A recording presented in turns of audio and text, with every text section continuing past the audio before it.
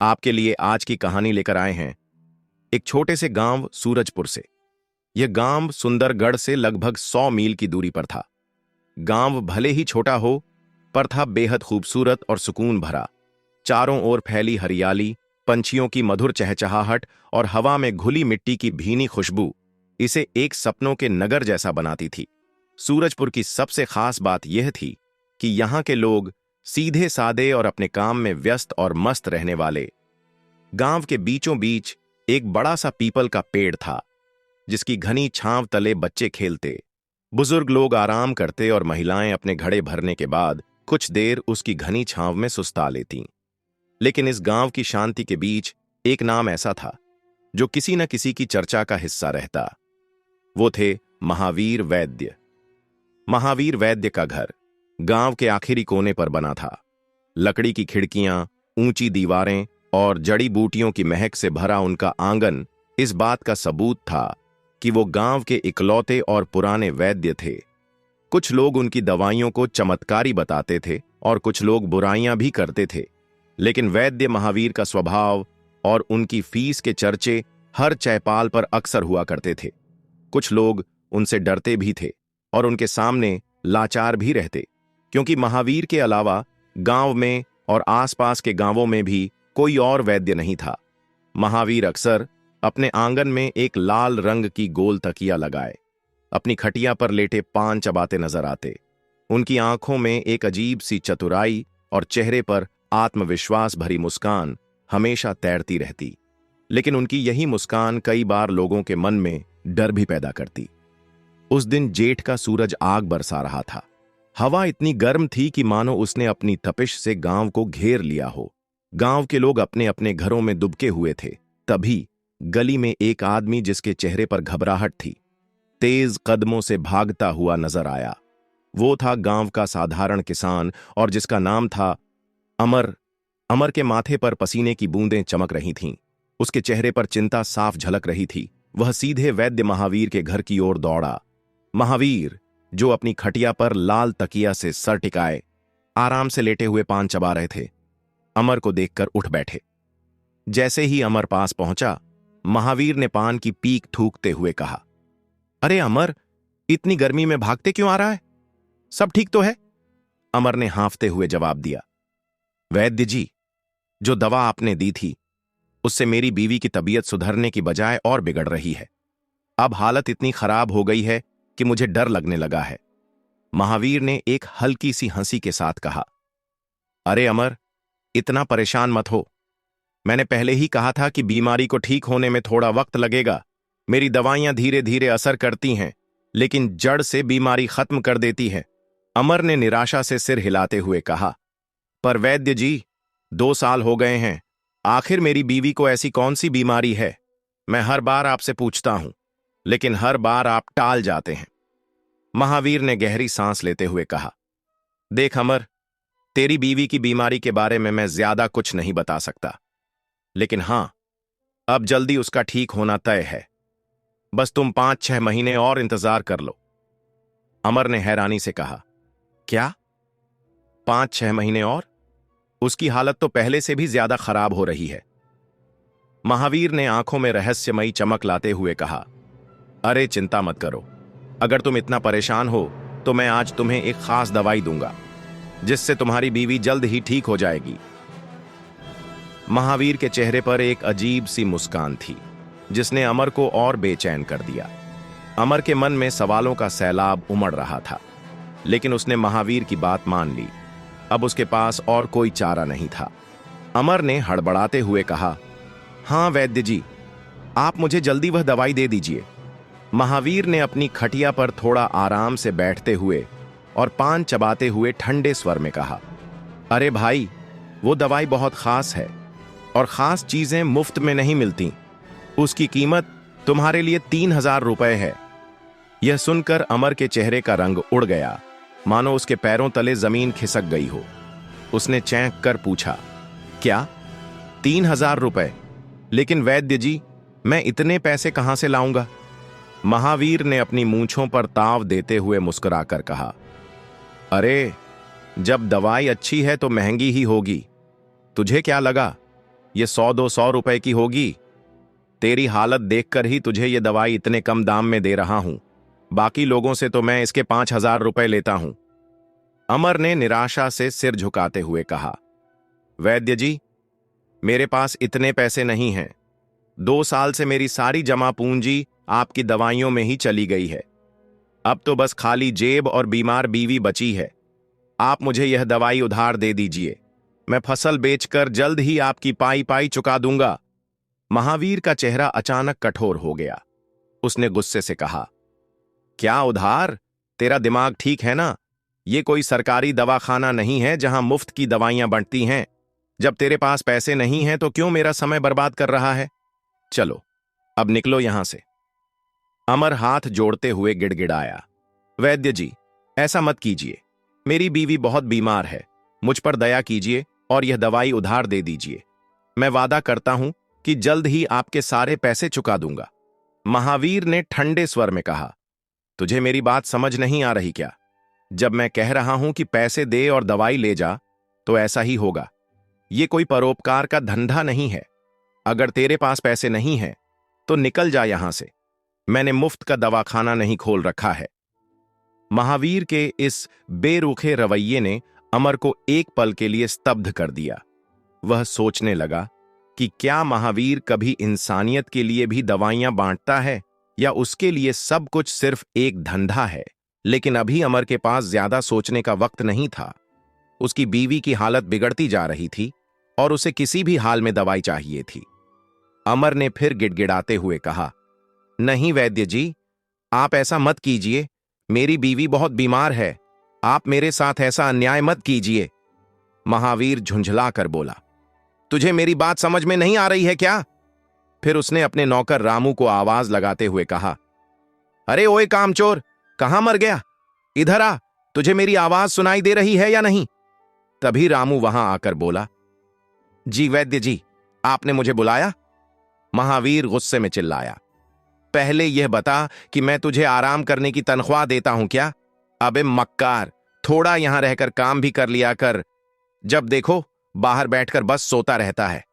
रामू ने सफाई दी, अरे नहीं वैद्य जी, मैं सो नहीं रहा था। महावीर ने उसकी बात काटते हुए कहा, अच्छा अच्छा, ठीक है, अब मुझसे बहस मत कर और इसे पकड़कर यहां से बाहर निकाल। यह यहां बैठकर बस मेरा समय बर्बाद कर रहा है। वैद्य की ये बातें सुनकर अमर का दिल बैठ गया। वह पूरी तरह से हताश हो गया। तभी उसने अपनी शादी की सोने की अंगूठी निकालकर महावीर के सामने रखते हुए कहा, नहीं नहीं, रुकिए वैद्य जी, आप यह अंगूठी रख लीजिए और मुझे दवाई दे दीजिए।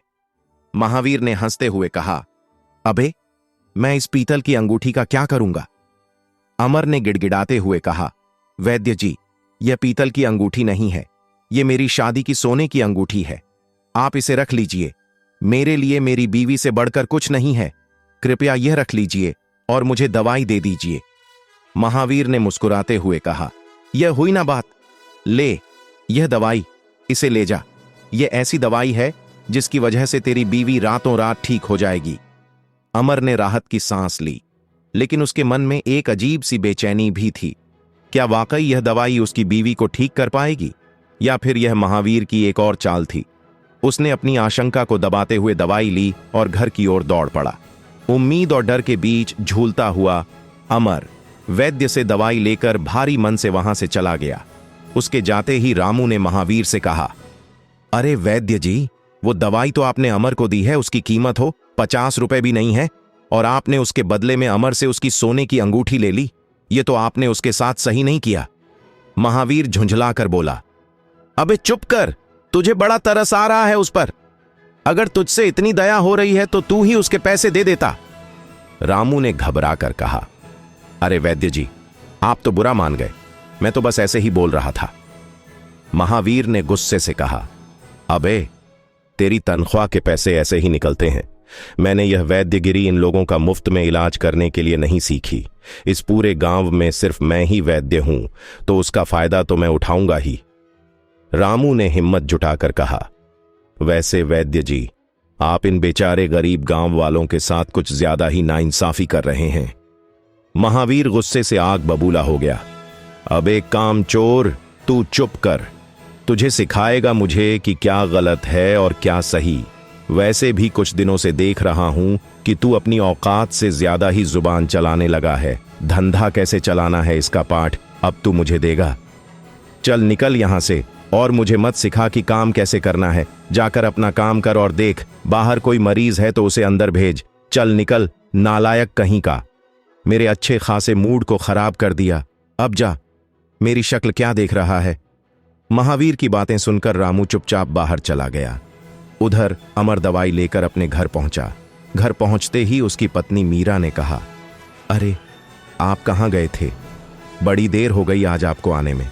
अमर ने हल्की मुस्कान के साथ कहा, अरे मीरा, मैं खेतों से सीधा वैद्य जी के पास तुम्हारी यह दवाई लेने गया था, और पता है वैद्य जी ने कहा है कि अब यह दवाई खाकर तुम जल्दी ठीक हो जाओगी।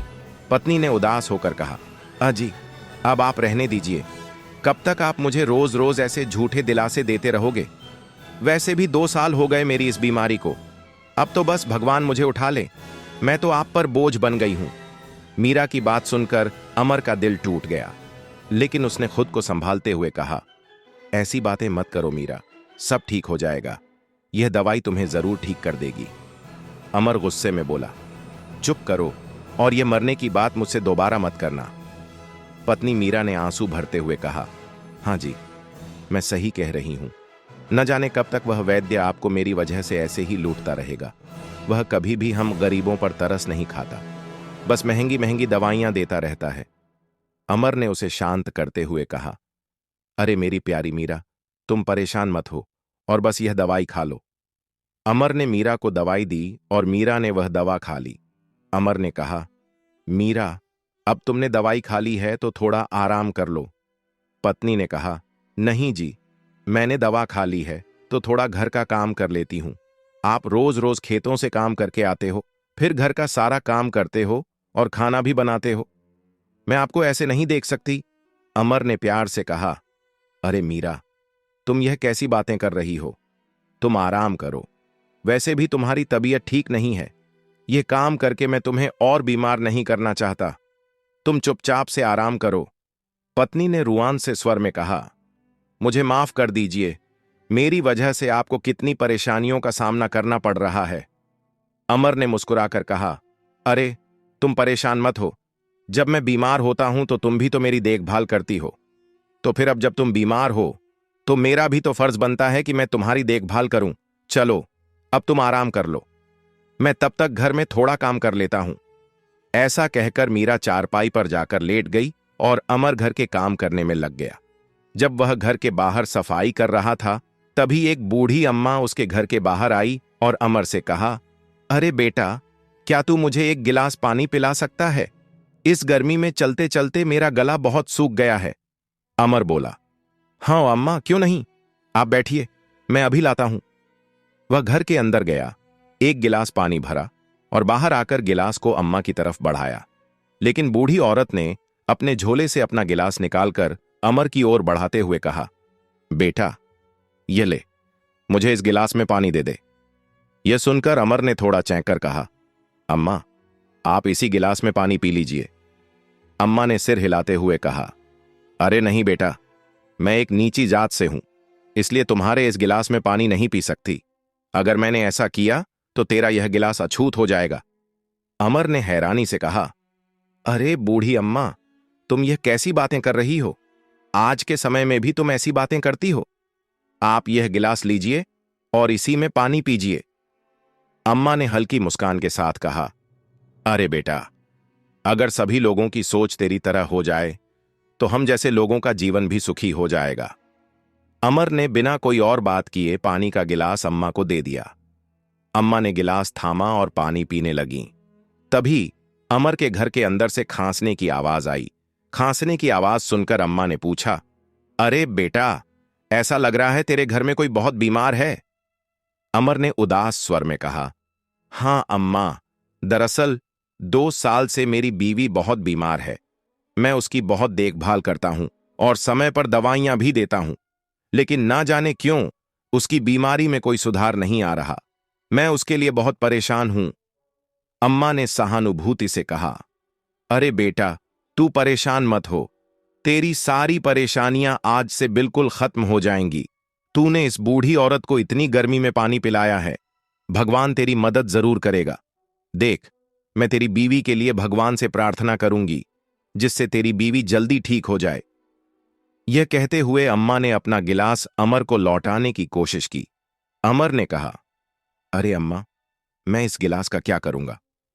अम्मा ने कहा, अरे बेटा, ये मेरे झोले में ऐसे ही पड़ा था और मैं इस गिलास का क्या करूंगी? मैं तो रास्ते में आ रही थी और मुझे यह गिलास वहां पड़ा हुआ मिला। बेटा, मेरे पास तुझे देने के लिए कुछ नहीं है, तू यही रख ले। यह कहकर वह बूढ़ी अम्मा वहां से चली गई और जाते जाते अमर को ढेर सारी दुआएं दे गईं। तभी अंदर से मीरा के जोर जोर से खांसने की आवाज आई। अमर घबरा गया और जल्दी जल्दी अंदर भागा। उसने हड़बड़ाकर पूछा, अरे मीरा, क्या हुआ तुम्हें? तुम इतनी जोर से खांस क्यों रही हो?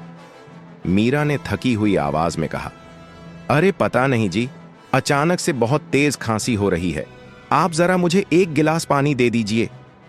अमर तुरंत रसोई की ओर भागा, लेकिन वहां पहुंचते ही उसकी नजर सारे झूठे बर्तनों पर पड़ी। घबराहट में उसने झूठे बर्तनों की परवाह किए बिना वही गिलास उठाया जो बूढ़ी अम्मा ने उसे दिया था और उसमें पानी भरकर मीरा को दे दिया। जैसे ही मीरा ने उस गिलास से पानी पिया, उसका चेहरा अचानक बदल गया। उसने हैरानी से कहा, अरे जी, आपने मुझे ये क्या पिलाया है? अमर ने चैंक कर पूछा, क्या हुआ? यह तो बस पानी ही था। मीरा ने आंखों में चमक के साथ कहा, नहीं जी, यह सिर्फ पानी नहीं था। इसे पीते ही मुझे बहुत अच्छा लग रहा है, जैसे मैं बिल्कुल ठीक हो गई हूं। मुझे एकदम ताजगी महसूस हो रही है। ऐसा लग रहा है कि मैं पिछले 2 सालों से बीमार ही नहीं थी। यह सुनकर अमर खुशी से उछल पड़ा और बोला, अरे वाह, यह तो एकदम चमत्कार है। लगता है कि वैद्य जी की दवाई ने अपना असर दिखा दिया है। मीरा ने शक भरे लहजे में कहा, अरे नहीं जी, यह चमत्कार मुझे वैद्य जी की दवाई का नहीं लग रहा। मैं इतने समय से उनकी दवाइयां ले रही हूं, लेकिन आज तक ऐसा कभी नहीं हुआ। लेकिन आज इस पानी को पीकर मैं एकदम अच्छा महसूस कर रही हूं। मीरा की बात सुनकर अमर को अचानक उस बूढ़ी अम्मा की याद आ गई। अमर ने एकदम से कहा, अरे हां मीरा, अब मुझे समझ आ गया कि यह सब कैसे हुआ। यह सब इस गिलास का कमाल है। मीरा ने हैरानी से पूछा, क्या गिलास? लेकिन यह तो एक साधारण सा गिलास है, इसमें ऐसा क्या खास है? अमर ने मीरा को पूरी बात विस्तार से बताई कि कैसे एक बूढ़ी अम्मा उनके घर आई थी और उसने यह गिलास उसे दिया था।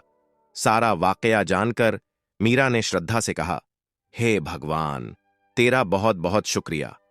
फिर उसने अपने पति से कहा, ए जी, आज जो भी हुआ, यह सब आपकी दुआओं का असर है। भगवान ने आपकी सुन ली है। लगता है कि भगवान ने ही उन बूढ़ी अम्मा को हमारे घर भेजा। मैं सोच रही थी कि क्यों ना हम गांव के बीमार लोगों को भी इस गिलास से पानी पिलाकर ठीक कर दें। अब जब भगवान ने हमें यह मौका दिया है, तो क्यों ना हम इससे जरूरतमंद लोगों की मदद करें। अमर ने सहमति में सिर हिलाते हुए कहा, हां, यह तो बहुत अच्छा विचार है। शायद भगवान ने इस नेक काम के लिए हमें ही चुना है। इसीलिए तो वह बूढ़ी अम्मा सिर्फ हमारे ही घर आई थी। अगले दिन से ही अमर और मीरा बीमार लोगों की मदद करने में जुट गए। उनके घर के बाहर बीमार लोगों की भीड़ लग गई। लोग उम्मीद से उनकी तरफ देख रहे थे।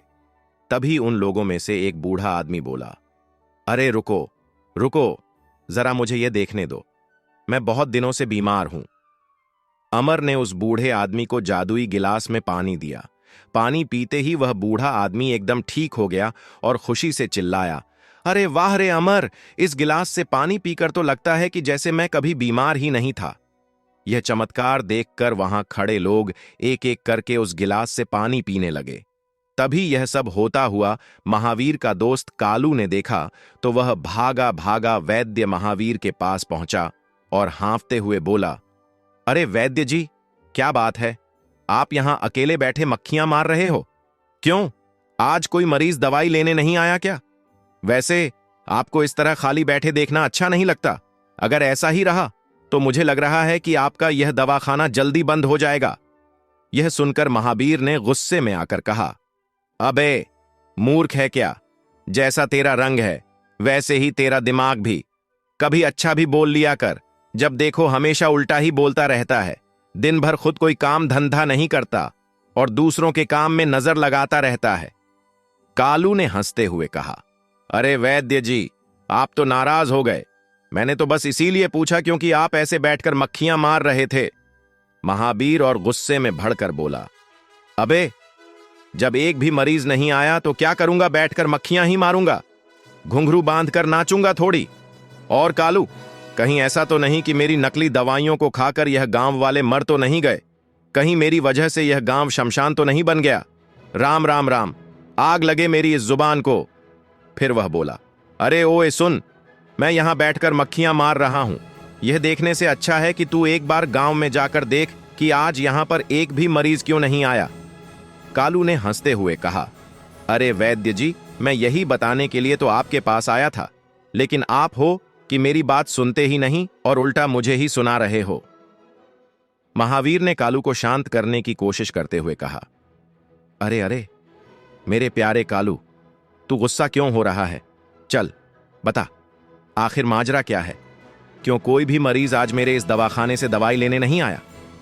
कालू ने मुस्कुराते हुए कहा, अरे वैद्य जी, आपके पास तो गांव की हर खबर होती है, फिर भी आपको इतनी बड़ी बात नहीं पता। मैं तो बस ये बताने आया था कि सुना है कि वह अमर है ना, जो आपसे दवाई लेने आता है, जिसकी बीवी 2 साल से बीमार है। वह दोनों पति पत्नी गांव के बीमार लोगों को पानी पिला पिलाकर ठीक कर रहे हैं। यह सुनकर महावीर एकदम भौंचक्का रह गया और हैरान होकर बोला, क्या पानी पिलाकर? अबे तू क्या बकवास कर रहा है? कुछ नशा वशा तो नहीं करके आया है तू? अबे पागलों के राजा, सिर्फ एक पानी पीने से ही बीमार लोग कैसे ठीक हो सकते हैं? कालू ने चिढ़ाते हुए कहा, अच्छा ऐसा नहीं हो सकता तो तुम खुद जाकर ही देख लो। अगर तुम्हें लग रहा है कि मैं झूठ बोल रहा हूं तो तुम अपनी आंखों से देखो। महावीर ने गुस्से में आकर कहा, अबे अगर इस बारे में मुझे पहले ही पता होता तो क्या मैं इस काम को करने के लिए देरी करता? अब तू मुझे अपने साथ लेकर चल, देखता हूं ये क्या कर रहा है तू। कालू ने मुस्कुराते हुए कहा, ठीक है, मैं तुम्हें अपने साथ लेकर चलता हूं, लेकिन वहां जाने के लिए तुम मुझे कुछ देने का वादा करो। मेरा मतलब है, मैंने बहुत दिनों से हरे नोट नहीं देखे हैं। यह सुनकर महावीर उसका इशारा समझ गया और हंसते हुए बोला, अच्छा ले पकड़, तू अपनी जेब में पहले पैसे भर ले और फिर चलते हैं। थोड़ी ही देर में कालू महावीर को लेकर अमर के घर के पास पहुंच गया। वहां पहुंचते ही कालीचरण गुस्से में भरा हुआ अमर के पास जाता है और जोर से बोलता है, हे काले जादू करने वाले, तूने क्या यहां पर तमाशा लगा रखा है? तू क्यों इन बेचारे गांव वालों को लूट रहा है? पानी पिला पिलाकर इन लोगों को मारेगा क्या? पाखंडी, काले जादू करने वाले। अमर चैंकते हुए और थोड़ी घबराहट के साथ बोला, नहीं नहीं वैद्य जी, आप ये क्या कह रहे हो? देखिए मेरी बीवी भी ठीक हो गई है। मैं कोई काला जादू नहीं कर रहा हूं, यह तो एक सामान्य पानी था। आप खुद देख सकते हैं कि यह सच है। यह सुनकर महावीर एकदम भौंचक्का रह गया और हैरान होकर कहा, क्या पानी पिलाकर? अबे तू क्या बकवास कर रहा है? कुछ नशा वशा तो नहीं करके आया है तू? अबे पागलों के राजा, सिर्फ एक पानी पीने से ही बीमार लोग कैसे ठीक हो सकते हैं? अमर चैंकते हुए और थोड़ी घबराहट के साथ बोलता है, नहीं नहीं वैद्य जी, आप ये क्या कह रहे हो? देखिए मेरी बीवी भी ठीक हो गई है। मैं कोई काला जादू नहीं कर रहा हूं, यह तो एक सामान्य पानी था। आप खुद देख सकते हैं कि यह सच है। तभी अमर की पत्नी मीरा, जो पूरे घटनाक्रम को देख रही थी, चुप नहीं रह पाई और अपनी चिंता जाहिर करते हुए बोली, नहीं नहीं, आप यह गिलास नहीं ले जा सकते हैं। कम से कम आप अब इस गिलास से हम गरीबों का कुछ तो भला होने दें। मीरा का यह कहकर दिल भर आया था, क्योंकि उसने खुद देखा था कि इस गिलास ने उनकी जिंदगी में एक चमत्कार कर दिया था। उसकी आवाज में दृढ़ता और अनुरोध था। वैद्य महावीर ने उसे घूरते हुए कहा, अरे चुप कर, मुझे पता है कि इस गिलास को कैसे इस्तेमाल करना है और कैसे नहीं। मैं एक वैद्य हूं, मैंने वैद्यगिरी पढ़ी है, और वैसे भी मैं इस गांव का वैद्य हूं। तो तू मुझे यह मत सिखा कि कौन इस गांव में बीमार रहेगा और कौन नहीं। उसकी आवाज में रौब और अधिकार था, जैसे वह खुद को एकमात्र निर्णयकर्ता समझता हो। अमर, जो पहले ही इस गिलास से मिल रहे चमत्कारी परिणामों से प्रभावित था, अब और सहन नहीं कर पाया। उसने मजबूती से कहा, अरे वैद्य जी, आप हमारे साथ ऐसा नहीं कर सकते। आप यह गिलास हमें दे दीजिए। उसकी आवाज में एक आस और अपेक्षा थी, जैसे वह इस गिलास को प्राप्त करने के लिए किसी भी हद तक जा सकता था। वैद्य ने उसे डांटते हुए कहा, अरे चुप कर। तू क्या समझता है तू मुझे सिखाएगा? ये सब तेरे जैसे लोगों का काम नहीं है। फिर कुछ सोचते हुए वैद्य ने अपने मन में विचार किया, अरे बीमार तो मैं भी हूं, क्यों ना इस गिलास का पानी मैं भी पी लूं। इस विचार के साथ उसने गिलास को उठाया और पानी पी लिया। एक पल के लिए उसकी आंखों में कुछ बदलाव आया, जैसे वह इस पानी से कुछ राहत महसूस कर रहा हो। फिर गुस्से में भरकर वैद्य ने वहां खड़े सभी लोगों को घूरते हुए कहा, अरे चलो, अब तुम लोग यहां क्या कर रहे हो? चलो जाओ यहां से, तुम्हें कुछ नहीं मिलेगा। उसका यह रुख कड़ा था, जैसे उसने सब कुछ खत्म करने का फैसला कर लिया हो। जैसे ही वैद्य ने यह शब्द कहे, अचानक उसके गले में एक तेज खराश हो गई और वह जोर जोर से खांसने लगा। देखते ही देखते उसकी खांसी इतनी जोरदार हो गई कि वह खुद को संभाल नहीं पा रहा था। खांसते हुए उसने बेमन से कहा, अरे चले जाओ तुम लोग। अब जो भी बीमार हैं वह 1,000 रुपये लेकर शाम को मेरे दवाखाने में आ जाना और आकर इस गिलास से पानी पी लेना। उसकी आवाज में थकान और खांसी की वजह से एक अजीब सी गूंज थी। उसकी आवाज कुछ अजीब सी हो गई थी, लेकिन जैसे ही यह शब्द गांव वालों के कानों तक पहुंचे, वहां एक अजीब सी हलचल शुरू हो गई। धीरे धीरे कुछ लोग खड़े होते हुए मंद मंद मुस्कान के साथ उसकी बातों पर हंसी उड़ाने लगे। एक आदमी जो थोड़ा चिढ़कर बोला, अरे देखो, इस वैद्य की आवाज तो बिल्कुल गधे के ढेंचू की तरह हो रही है। बाकी लोग उसकी बात सुनकर जोर जोर से हंसने लगे और वह मजाक का माहौल छा गया, जिसे देखकर वैद्य का चेहरा तमतमा गया। वैद्य, जो पहले तक अपनी दवाई और ज्ञान के बल पर गांव वालों का आदर हासिल कर चुका था, अब खुद को हास्यास्पद महसूस कर रहा था। उसकी डांट फटकार और खींचतान अब किसी का ध्यान नहीं आकर्षित कर पा रही थी। उल्टा वह अब खुद ही गांव वालों का मजाक बन चुका था। वह गुस्से में कांपते हुए खांसते हुए बड़बड़ाया, अरे तुम लोग समझते क्या हो? मैं एक वैद्य हूं, तुम सब मेरी बातों का मजाक बना रहे हो। लेकिन उसकी यह बौखलाहट और खांसी की अजीब सी आवाज और भी ज्यादा हंसी का कारण बन रही थी। गांव वाले अब उसकी चिढ़ और खांसी की ध्वनि पर हंस रहे थे, जो कभी उनके लिए श्रद्धा और विश्वास का प्रतीक हुआ करता था। वैद्य की स्थिति यह हो गई कि वह एक दिन था जब उसका नाम लोगों के होठों पर सम्मान और श्रद्धा से लिया जाता था, और आज वही नाम मजाक और ताने का कारण बन गया। अंत में वैद्य ने अपना सिर झुका लिया और समझ गया कि अब उसका सम्मान और प्रतिष्ठा खत्म हो चुका है। वह अपने पुराने आचरण और दवाइयों की हकीकत को छुपाने की कोशिश करता रहा, लेकिन अब उसे समझ में आ गया कि जब तक वह दूसरों का भला नहीं करेगा, तब तक उसकी स्थिति सुधरने वाली नहीं है। कहानी का यह अंत एक कटु सत्य की ओर इशारा करता है कि किसी भी व्यक्ति का सच्चा मूल्य केवल उसकी ज्ञान या शक्ति में नहीं होता, बल्कि उसके हृदय की निर्मलता और दूसरों के प्रति उसकी सेवा भाव में होता है। अब हम चलते हैं दूसरी कहानी की ओर, जिसका शीर्षक है झूठी कहानी। शायद ये टाइटल आपको कुछ अजीब लगा हो, पर इस कहानी को अवश्य सुनिए, आपको पूरा आनंद आएगा। बहुत समय पहले की बात है। एक विशाल और समृद्ध राज्य में एक पराक्रमी बादशाह का शासन था। उसकी एक अद्वितीय, सुंदर और बुद्धिमान बेटी थी, जो अब विवाह योग्य हो चुकी थी। जैसे जैसे राजकुमारी की उम्र बढ़ती गई, राज्य के साथ साथ आसपास के देशों और रियासतों से भी अनेक राजकुमार और शहजादे उससे विवाह करने की इच्छा से दरबार में आने लगे। हर कोई राजकुमारी का दिल जीतने की कोशिश करता। राजकुमारी का स्वभाव अन्य राजकुमारियों से अलग था। वह बेहद चिड़चिड़ी और अड़ियल थी। किसी भी युवक को देखकर वह उसे अपने जीवन साथी के रूप में स्वीकार करने के लिए तैयार नहीं होती थी। हर बार जब कोई योग्य वर आता तो वह उसे ठुकरा देती। एक दिन निराश और चिंतित बादशाह ने अपनी बेटी को दरबार में बुलाया।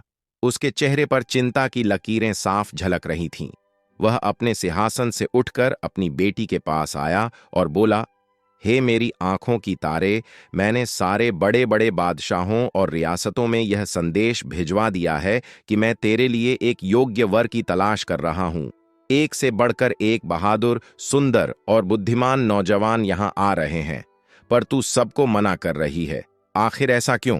आखिर तुम्हें किस बात की चिंता है? राजकुमारी ने अपने पिताजी की ओर मुस्कुराते हुए देखा और बड़े ही शांत स्वर में कहा, पिताजी, मैं अपने जीवन साथी को चुनने के लिए एक अनोखी शर्त रखना चाहती हूं।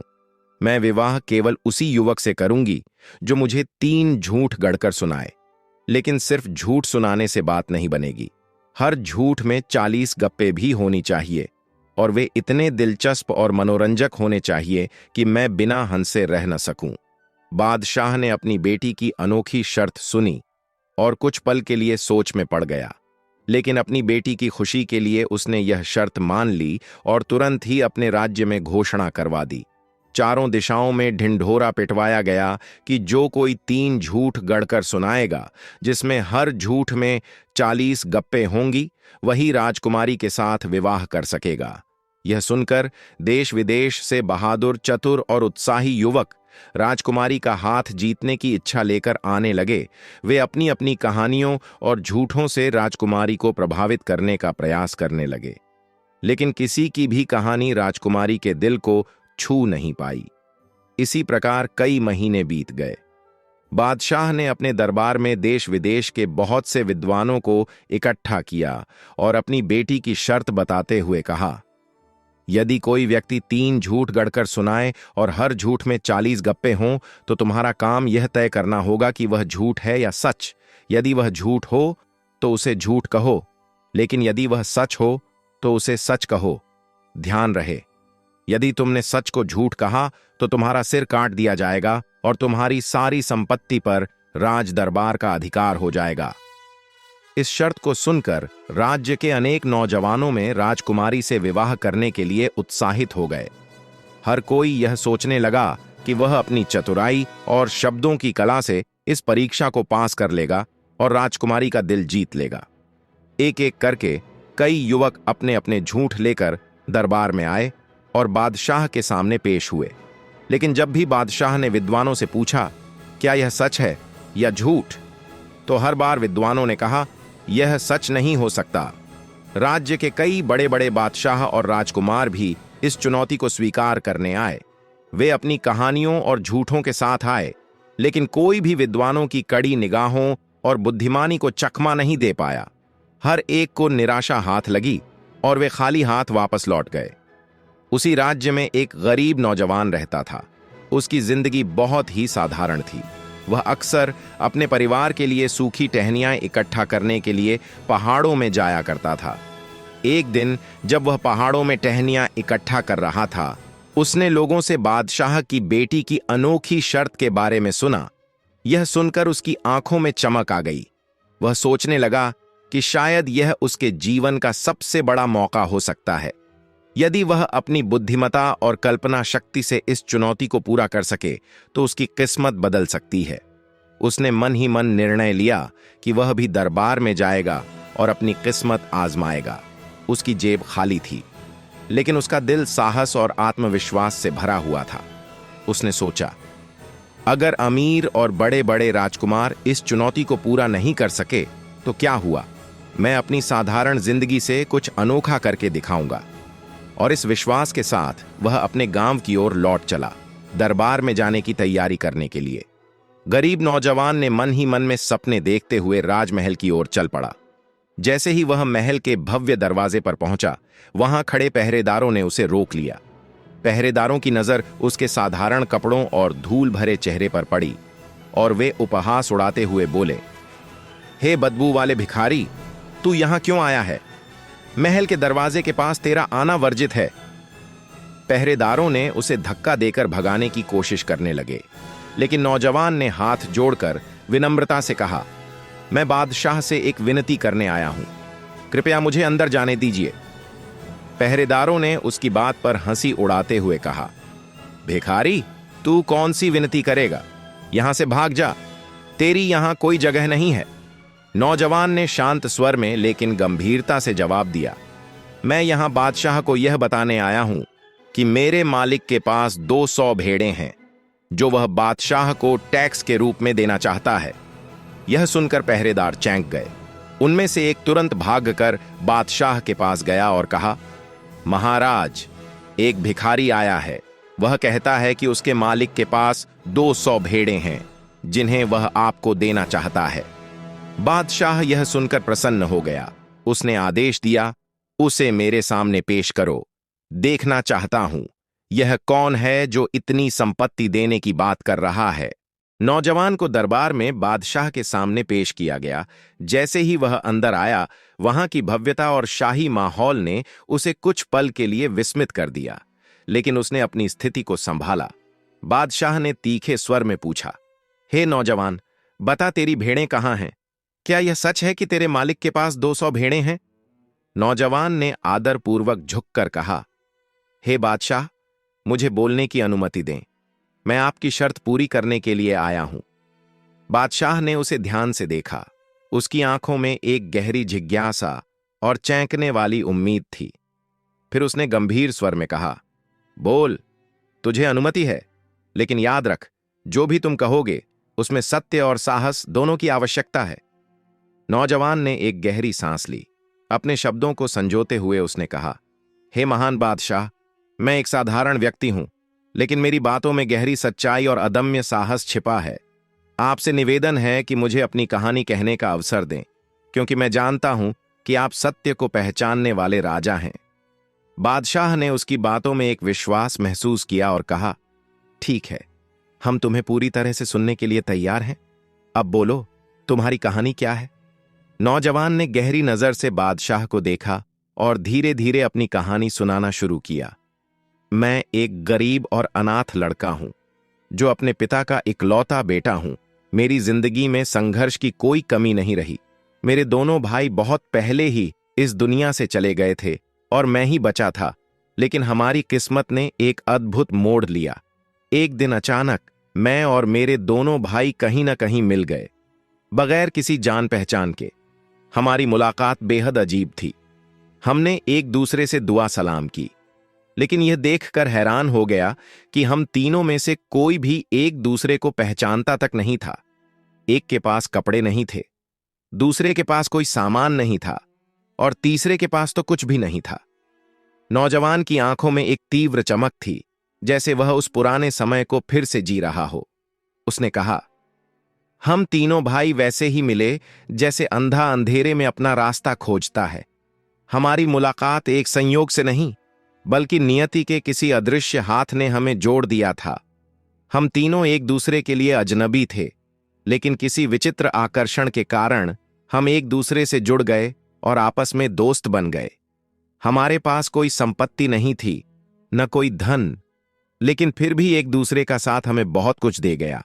बादशाह उसकी बातों में छिपे गहरे अर्थ को समझने की कोशिश कर रहा था और वह यह जानने के लिए और भी उत्सुक हो गया कि इस गरीब लड़के की और क्या-क्या रहस्यमयी बातें हैं जो वह अब तक छुपाए हुए है। नौजवान ने अपनी कहानी को सुनाना जारी रखा।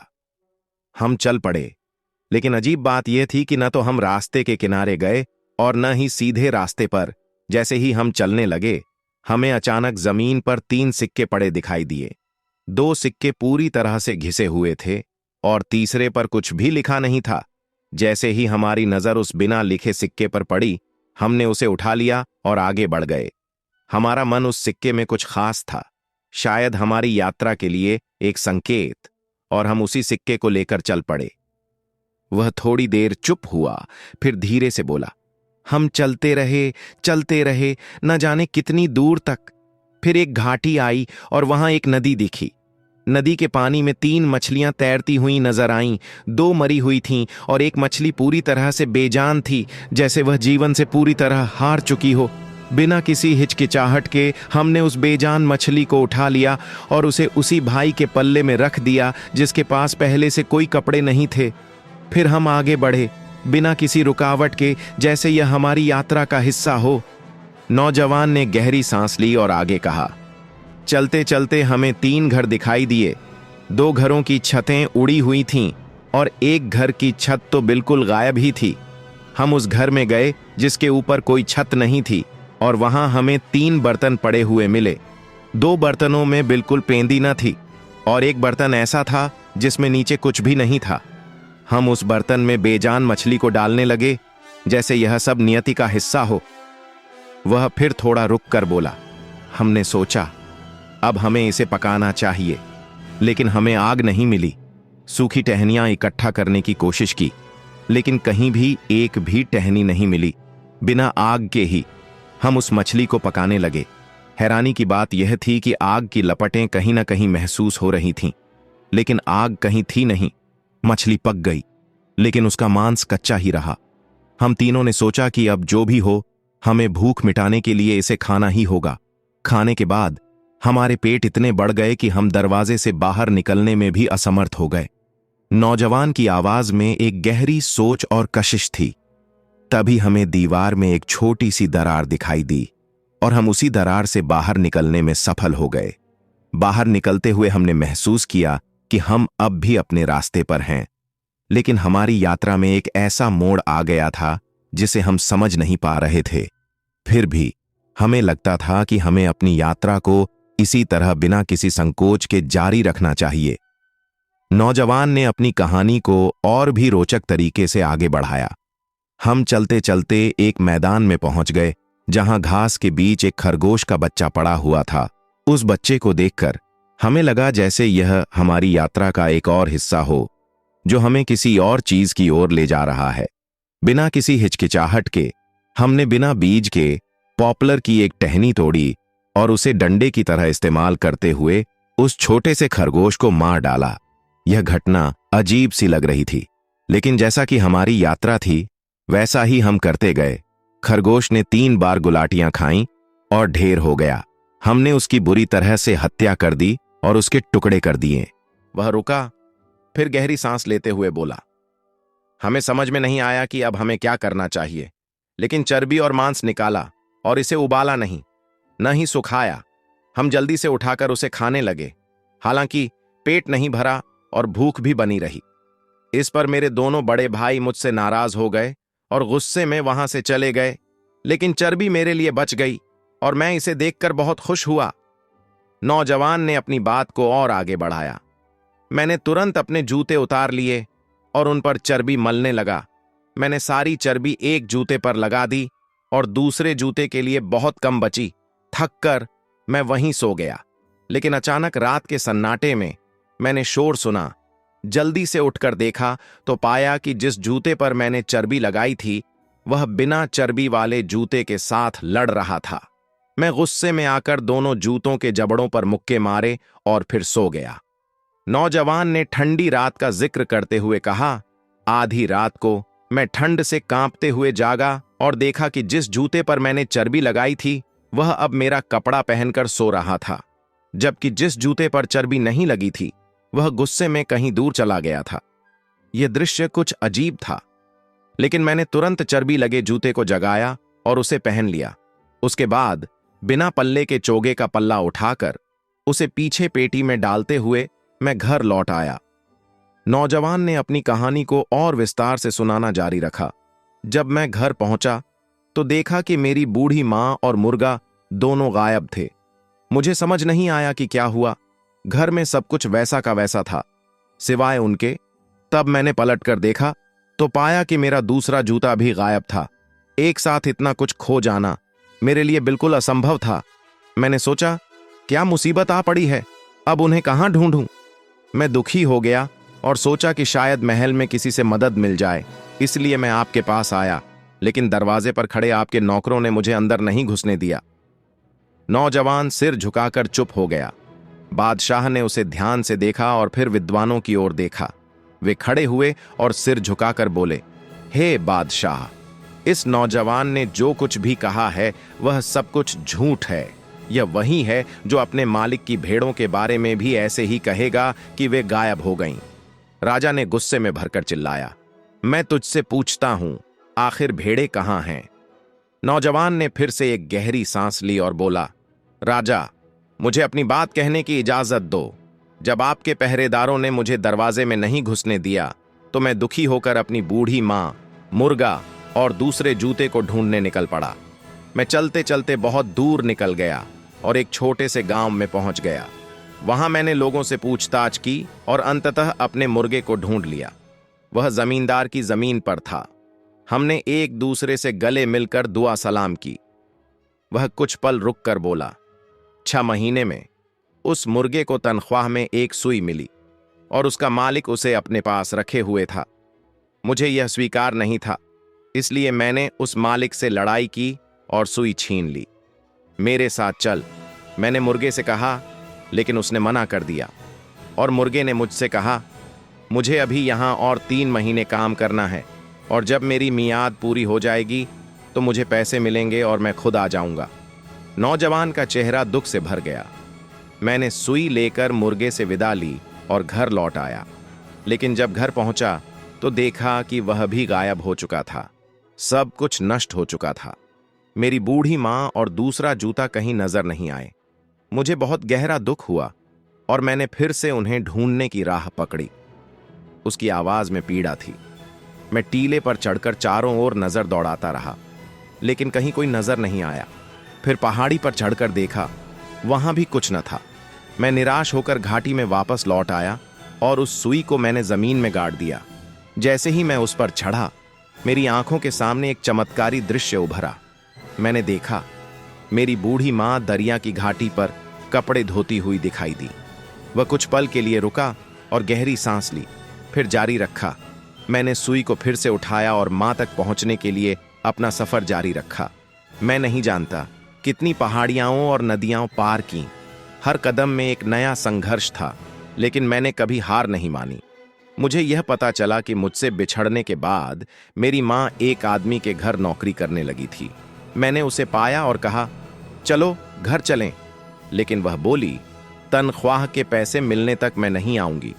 उसने कहा, 3 साल काम करके मैंने 3 महीने खाने लायक पैसा जोड़ा है। मुझे 3 महीने और काम करना है, फिर मैं खुद आ जाऊंगी। नौजवान की आवाज में एक गहरी निराशा थी।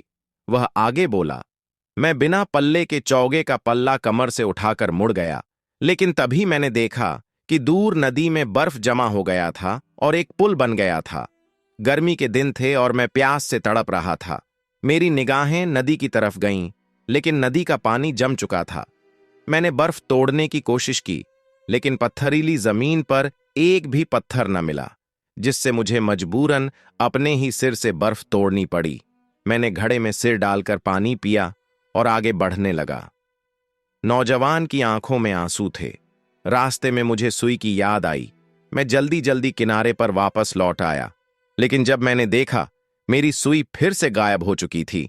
यह महसूस करते हुए कि मेरी सारी मेहनत व्यर्थ हो गई, मैं दुखी होकर मां के पास वापस लौट आया। वह कुछ क्षणों के लिए रुका, फिर वह बोला, मां के नौकरी के आखिरी 3 महीने समाप्त हो चुके थे, लेकिन जब उसने अपने मालिक से तनख्वाह मांगी तो वह चिल्लाया, क्या मैं तुझे तनख्वाह भी दूं? वह इतना गुस्से में था कि उसने मेरी मां को इतनी बुरी तरह मारा कि वह वहीं पर मर गई। नौजवान की आवाज में एक गहरी टूटन थी।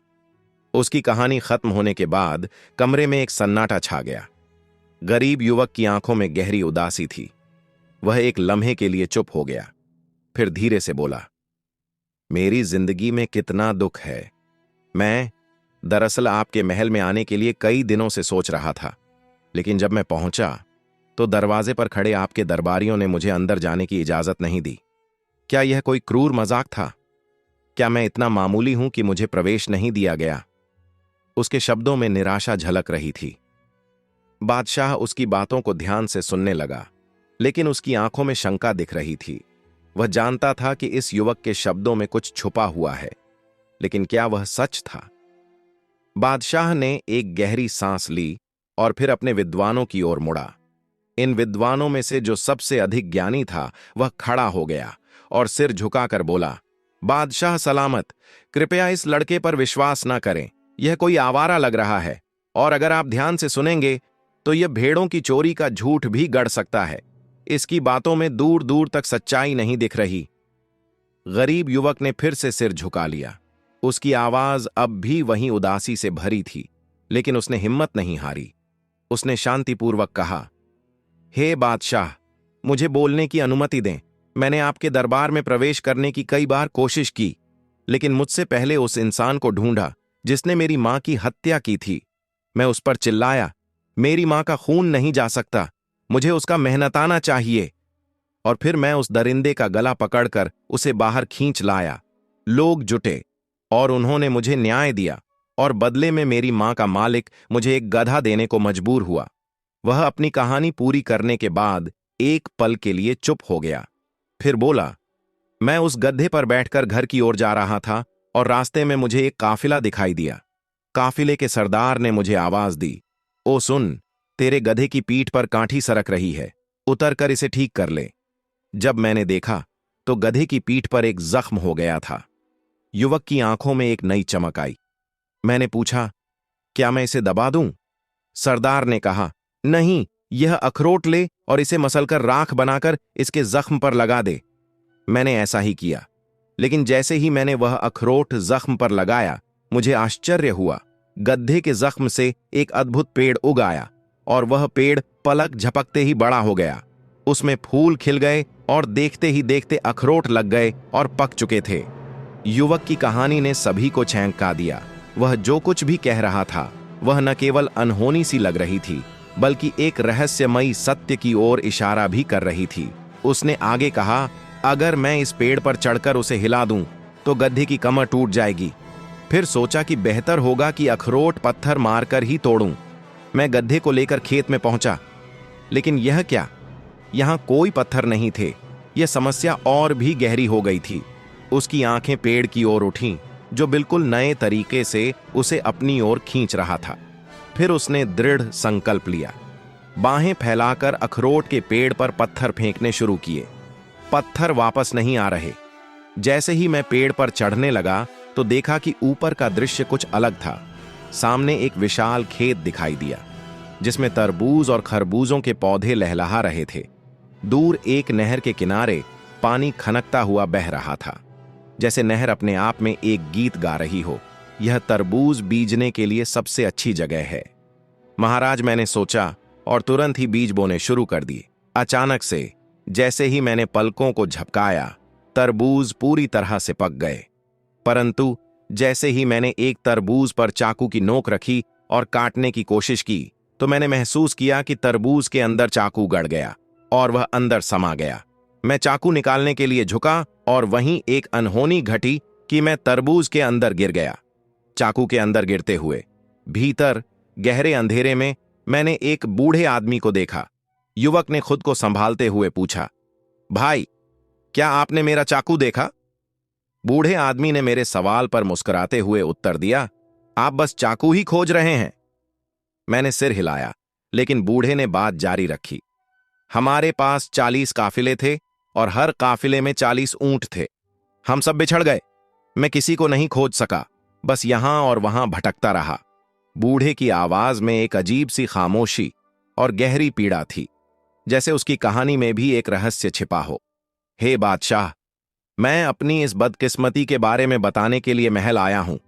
गरीब नौजवान ने यह कहकर सिर झुका लिया। बादशाह सोच में पड़ गया। विद्वानों में से एक खड़ा हुआ और सिर झुकाकर बोला, बादशाह, आप इस युवक को 2 मोहर देकर यहां से भगा दें।